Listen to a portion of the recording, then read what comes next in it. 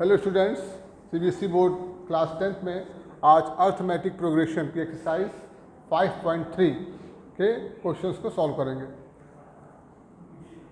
कुछ क्वेश्चंस पहले बता चुके हैं, आज क्वेश्चन नंबर 5 से स्टार्ट करते हैं। The first term of an AP is 5। First term AP का गिवन है जिसको ए से रिप्रेजेंट करते हैं, इसकी वैल्यू है 5। Last term is 45। Last term, बताइए लास्ट टर्म को किससे रिप्रेजेंट करते हैं? एल से। लास्ट टर्म को एल से रिप्रेजेंट करते हैं। इसकी वैल्यू 400 है, 45 and the sum is 400। Sum of terms, इसको रिप्रेजेंट करते हैं एस एन से। किससे? इसकी वैल्यू 400।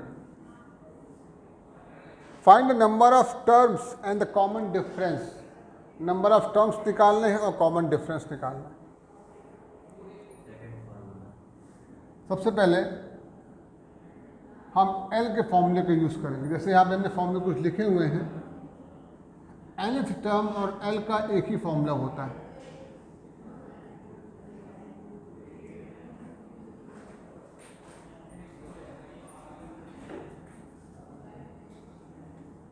इसमें हम सम ऑफ एन टर्म्स के फॉर्मूले का पहले यूज कर सकते हैं।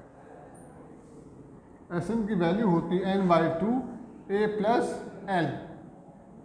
आपको ए भी गिवन है, आपको एल भी गिवन है। ए की वैल्यू है 5, एल की वैल्यू है 45 और एस एन की वैल्यू है 400। 400 इंटू 2 मल्टीप्लाई में आ जाएगा और n के साथ मल्टीप्लाई में होगा 50। 45 प्लस 5 जिसकी वैल्यू 50 आ जाएगी। इसको सॉल्व करने के लिए क्या करेंगे? 50 डिवाइड में आएगा। 400 2 जा 800 divided by 50 equal to n। n की वैल्यू 16 डिवाइड करने के बाद, तो नंबर ऑफ टर्म्स 16 निकला। आपको n फाइंड करना था। Find the number of terms and the common difference.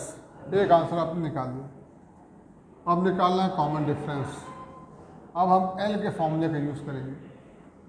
a plus n-1 into D. इसके नीचे का काम यहाँ कर रहे हैं। l की वैल्यू 45 पहले से पता है, a की वैल्यू 5, n की वैल्यू हमने 16 ऑब्टेन कर ली, निकाल ली। 16 - 1 into D. 45 - 5 equal to 15d। Minus करने के बाद डिफरेंस 40 आएगा और 15 आ जाएगा डिवाइड में, जिससे d की वैल्यू निकल आएगी। d की वैल्यू आ गई 8/3। तो देखिए दो वैल्यूज हमको निकालनी थी, number of terms and common difference. जो वैल्यूज गिवन थी उनका यूज़ किया, दो फॉर्मूले यूज़ किए और n और d की वैल्यू फाइंड कर दी। इसी तरह आपको बस क्वेश्चंस पढ़ के यही समझना है कि कहाँ पे कौन सा फॉर्मूला सुटेबल होगा। अगर आप ये जान गए तो आपने क्वेश्चन कर लिया। किस जगह फॉर्मूले आपको बहुत सारे मालूम है, किस क्वेश्चन में किस फॉर्मूले को यूज़ करना है वो कैसे पता चलता है?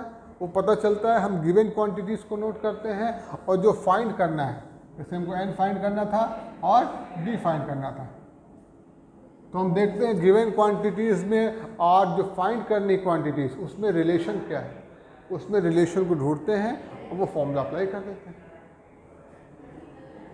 ठीक है, कैलकुलेशन करना बहुत सिंपल होता है, बस ये जानना टफ होता है कि कौन किस डायरेक्शन में कैलकुलेशन करें या किस फॉर्मूले का यूज़ करें।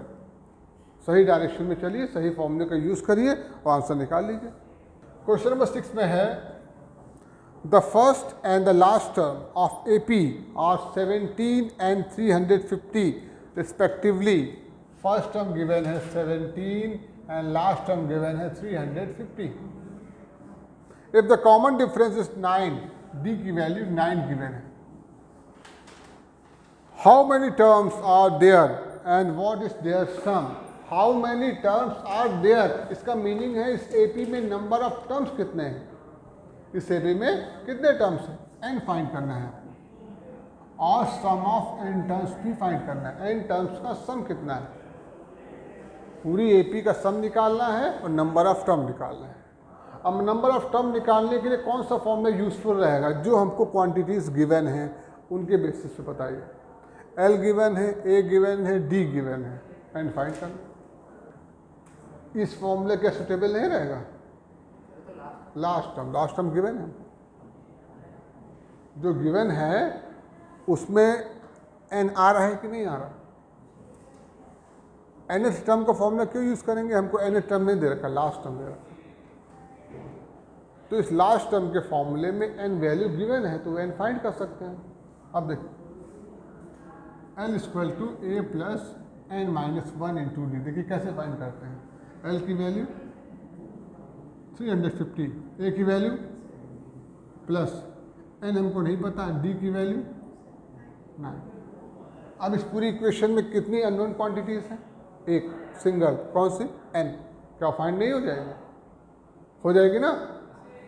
सबसे पहले क्या करना होगा हमको, इस 17 को इधर भेजना होगा, धीरे धीरे एन को बिल्कुल अकेला करना होगा, तभी तो उसकी वैल्यू निकलेगी, जिसकी वैल्यू निकालनी है उसको बिल्कुल अकेला कर दो, उसकी वैल्यू निकल आती है।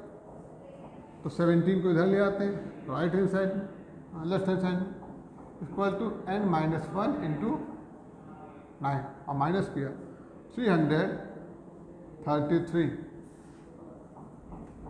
Equal to 9 minus 1 into 9, N minus 1 into 9। अब क्या करना चाहिए, नेक्स्ट स्टेप होगा हमारा 9 को डिवाइड में ले लेना, 333 divided by 9 equal to N minus 1, क्या 9 से डिविजिबल है, होगा, 9 3 जा 27, 6 बचेगा, 6 और 3 63, 9 7 जा 63, कितना आ गया 37, एन की वैल्यू डेसिमल में आ ही नहीं सकती, हाँ पॉइंट पे नहीं है, 37 ये प्लस 1, हमने इस 1 को भी इधर भेज दिया, लेकिन एन को बिल्कुल अकेला कर दिया, जैसे ही वो अकेला हो जाता है उसकी वैल्यू आ जाती है, एन की वैल्यू कितनी होगी 38, आगे ना, जो हमने एक काम कर दिया, ऐसे निकाल दिया, अब क्या निकालना है, अब निकालना है एन निकाल दिया, अब निकालना है एस एन, क्या निकालना है, तो एस एन तो कौन सा फॉर्मूला ठीक रहेगा, दो फॉर्मूले हैं, दोनों में कोई भी यूज़ कर सकते हैं, क्योंकि आपको एन भी पता है, एल भी पता है, डी भी पता है, लेकिन अगर ये यूज़ करेंगे तो ज़्यादा सिंपल वे है, हाँ, N by 2 A plus L, N की वैल्यू 38 डिवाइडेड बाई 2, ए की वैल्यू 17 और डी एल की वैल्यू कितनी है 350, 17 प्लस, देखो बेटा 2 से डिवाइड हो जाएगा 19 आ जाएगा, इनको ऐड कर देंगे 367, 19 का टेबल आता है, 19 7 जा 133, 13 बचा, 19 6 जा 114 और 13 127, 12, 19 3 जा 57 और 12 69, 6973 आंसर आएगा, ठीक, इसको नोट करिए, कैलकुलेशन भी अपना तेज करिए। अब हम नेक्स्ट 8th क्वेश्चन बताने जा रहे हैं, एक्सरसाइज 5.3 का question number 8। Find the sum of first 51 terms of an AP whose second and third term are 14 and 18 respectively. Second term given है, second term है 14 and third term है 18। अब इस सेकेंड टर्म का मतलब क्या होता है, हमने आपको एपी का एक जनरल फॉर्म बताया था, ए प्लस डी, ए प्लस 2d, ए प्लस 3d, ये एपी के कंसेक्यूटिव टर्म्स होते हैं। अगर फर्स्ट टर्म ए है तो सेकेंड टर्म क्या होगा, तो आप इसको भी तो बता सकते हो, ये क्या होगा ए प्लस डी इक्वल टू 14, ये इक्वेशन 1 बन गई। थर्ड टर्म कितना होना चाहिए, ए प्लस 2d, देखिए है ए प्लस इक्वल टू 18। अब क्या इन दोनों इक्वेशन को सॉल्व करके हम ए और डी नहीं निकाल सकते? इक्वेशन सॉल्व करना पड़ेगा। इक्वेशन 2 माइनस इक्वेशन 1 करते हैं, एलिमिनेशन मेथड से इस इक्वेशन को सॉल्व करते हैं।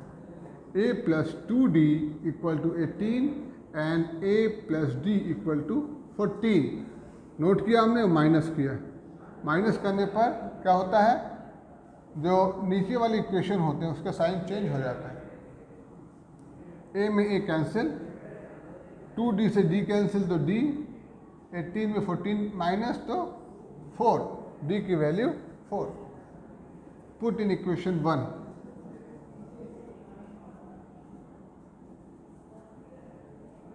a प्लस 4 इक्वल टू 14, तो a की वैल्यू 10। अभी देखिए हमने क्वेश्चन भी पूरा नहीं पढ़ा, क्या फाइंड करना है, लेकिन अर्थमेटिक प्रोग्रेशन के क्वेश्चंस को सॉल्व करने में कोई भी वैल्यू निकालनी होगी तो a और d की रिक्वायरमेंट होती है, जो कि हमने फाइंड आउट कर लिया। अब a और d निकल आया, अब जो भी निकालना चाहेंगे इस क्वेश्चन में निकाल लेंगे। क्या पूछा गया है?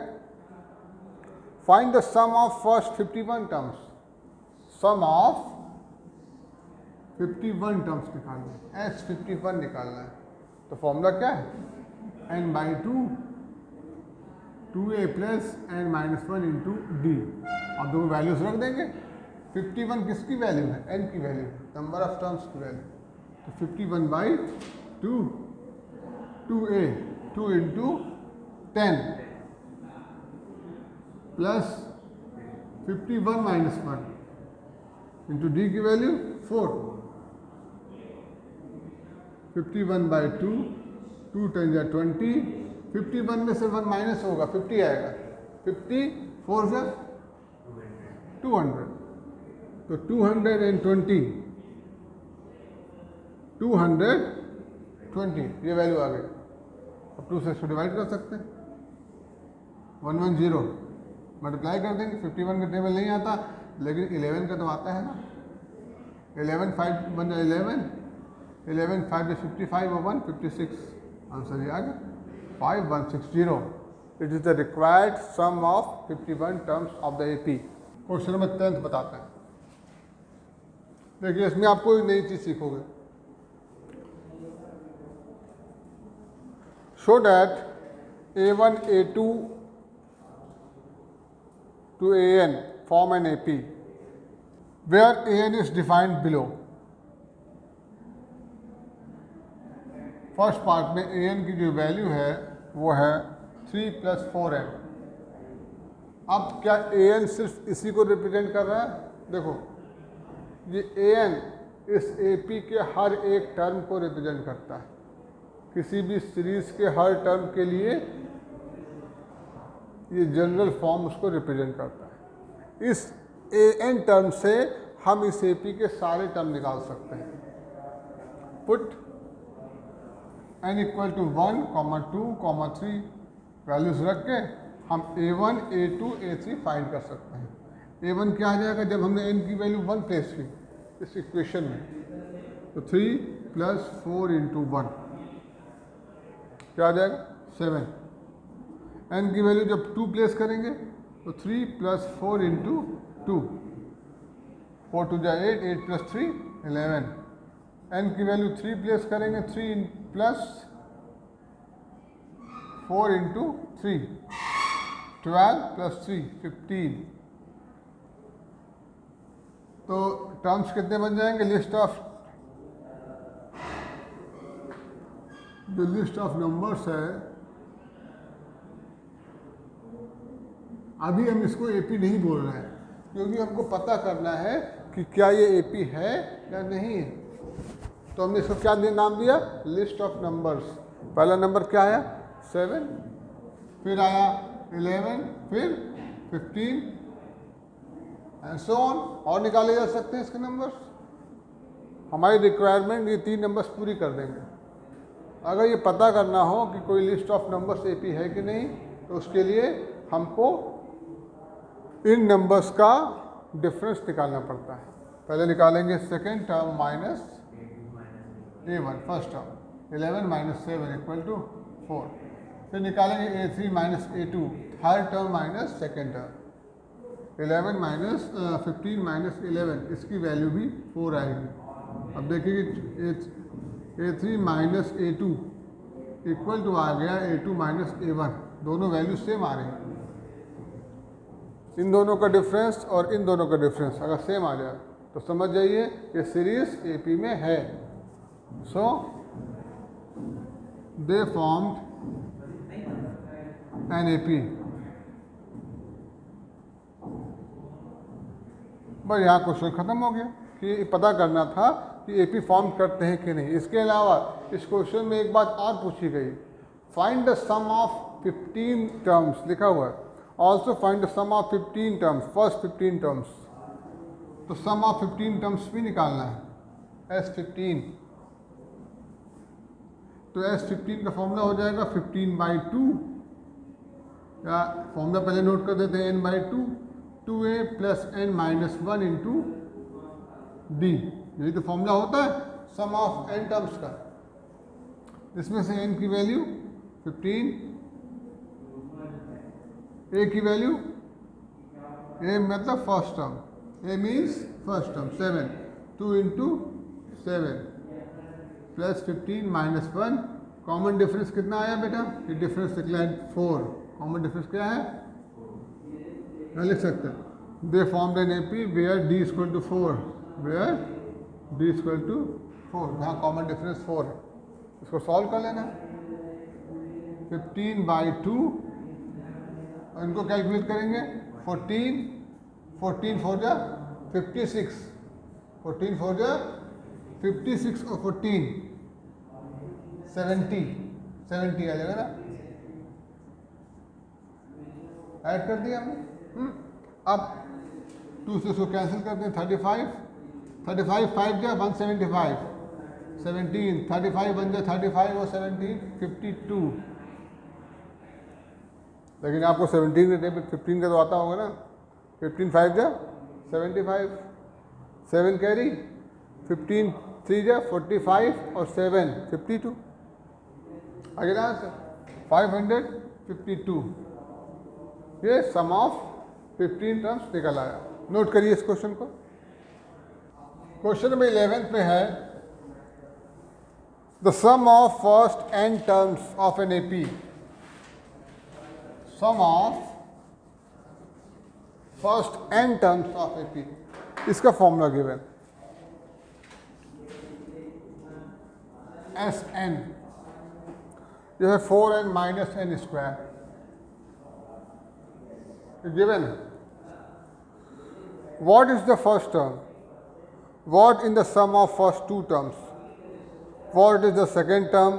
Similarly, find the third term, 10th and the nth term.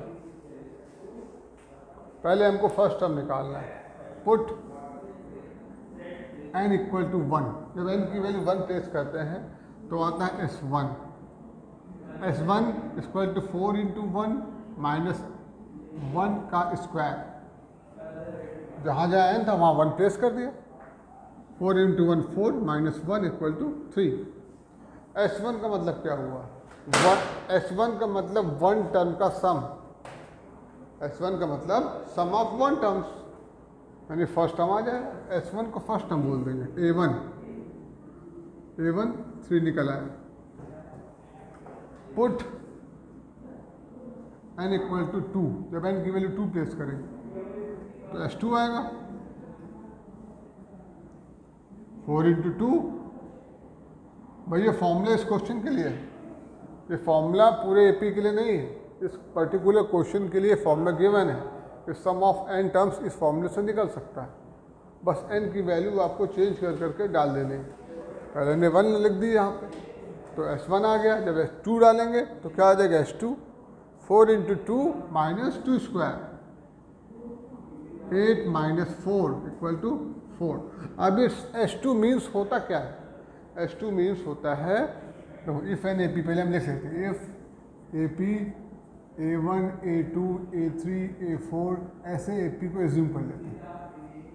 आप बताइए, सम ऑफ फर्स्ट टर्म का मतलब तो यही हुआ ना, फर्स्ट टर्म। और sum of first two terms means a1 plus a2। इसका मतलब क्या हुआ, a1 प्लस h2 का मतलब है कि फर्स्ट और सेकंड टर्म को ऐड कर दिया गया, जिसमें से फर्स्ट टर्म की वैल्यू आप निकाल चुके, 3 प्लस a2, तो a2 क्या आ जाएगा, 4 माइनस 3, 1 आ जाएगा। सेकेंड टर्म आ गया 1, a1 निकाल दिया, a2 निकाल दिया, तो क्या आप कॉमन डिफरेंस नहीं निकाल पाओगे, d equal to a2 minus a1 होता है ना, d equal to a2 minus a1, 1 minus 3 not 2, it is minus 2। हाँ, कॉमन डिफरेंस -2 आपने फाइंड कर लिया। अब क्या निकालना, आपको फर्स्ट टर्म निकालना था, सेकेंड टर्म निकालना था, और क्या निकालना है, सम ऑफ टू टर्म्स। ये सम ऑफ टू टर्म्स आ गया था, 4 आया था, उसकी हेल्प से आपने क्या निकाल दिया, सेकेंड टर्म निकाल दिया। इसको और एक्सप्लेन कर सकते हो कि फर्स्ट टर्म का सम कितना है, 3 है, फर्स्ट टर्म भी 3 है, सेकेंड टर्म का सम 4 है, और सेकेंड टर्म 1 है। Similarly find the third and 10th term and nth term. अब हम थर्ड टर्म निकाल सकते हैं। अब हमको इस फॉर्मूले की ज़रूरत है, आपको फर्स्ट टर्म पता है, कॉमन डिफरेंस पता है, तो इस फॉर्मूले की क्या ज़रूरत है। हम a3 निकाल सकते हैं, थर्ड टर्म हो जाएगा a प्लस 2d। जब आप a और d फाइंड कर चुके हैं तो आप इस फॉर्मूले से, अब नॉर्मल फॉर्मूले से कोई भी टर्म निकालिए, निकल आएगा।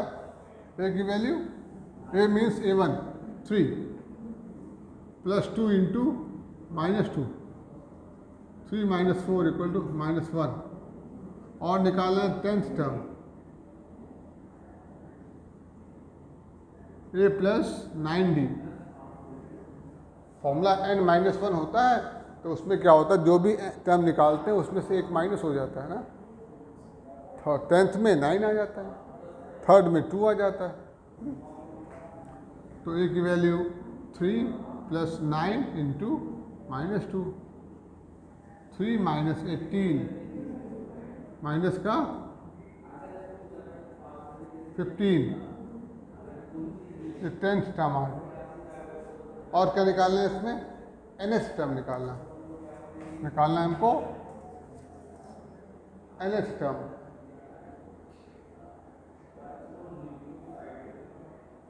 क्या हो जाएगा फॉर्मूला, इसका फॉर्मूला यूज करेंगे, a plus n-1 into D. यही तो है बेटा, वैल्यू प्लेस करते हैं,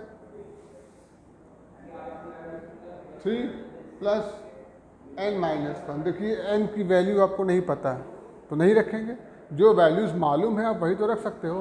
आपने a की वैल्यू प्लेस की और d की वैल्यू प्लेस करेंगे, जो कि है -2, तो 3 मल्टीप्लाई करते हैं -2n प्लस 2, -2 का मल्टीप्लाई जब -1 से होगा +2 हो जाएगा।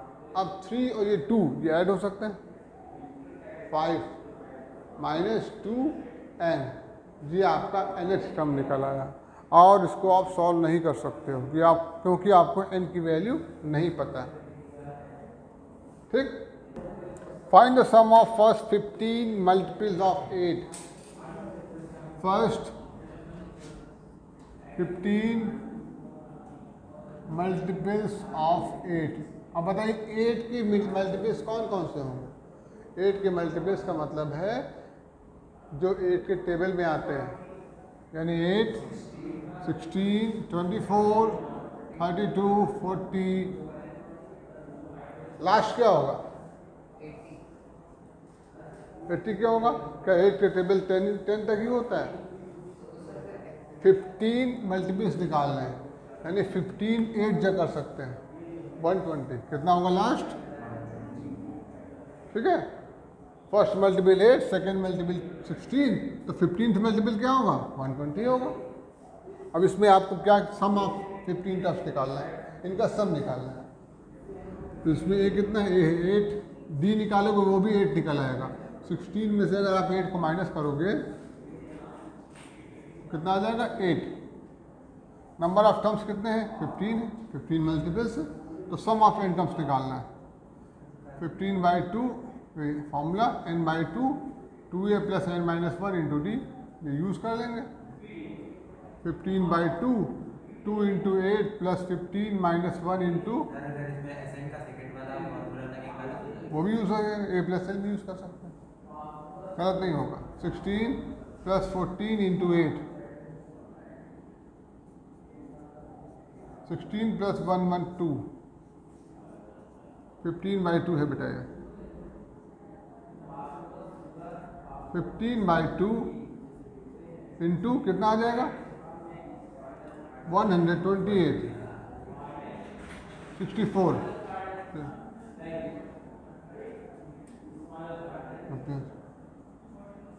960 मल्टीप्लाई करेंगे तो ऐसे निकल आएगा 15 टर्म्स का सम 960। इस तरीके से आप 8 के 15 मल्टीपल्स का सम निकाल सकते हैं। ठीक है, बाकी क्वेश्चंस आपको खुद ट्राई करने हैं जितने आप कर पाए। आज के लिए इतना सफिशिएंट। ओके।